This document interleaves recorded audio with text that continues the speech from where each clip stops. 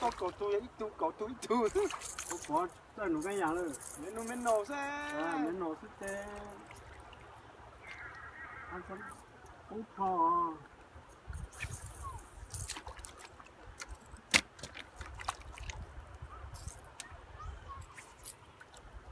nó auto là lúc bố rồi à chuẩn là ha đúng là đó tao cá ha tao cá ít tuần gì hả luôn rồi auto rồi mình nhang luôn ha ít tuần đó rồi nó cắt lơi rồi rồi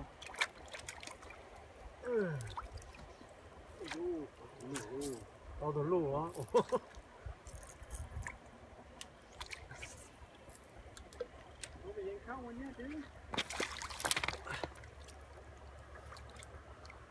I wish Matthew were here, homie. Quá có to đấy, quá có to đấy. To mấy tí to ta.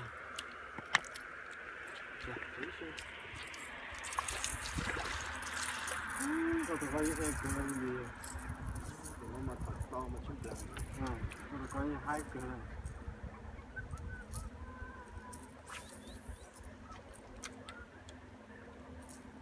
Almost every calf. Wow.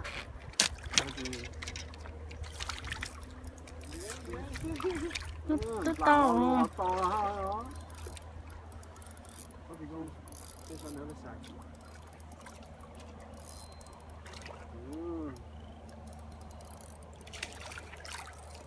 Cái chiếc auto này.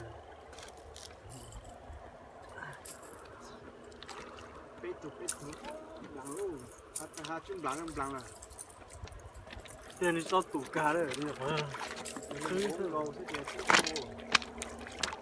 giờ tao sẽ tao hay ôi à cái mỏ trồng rêu nó à tao tao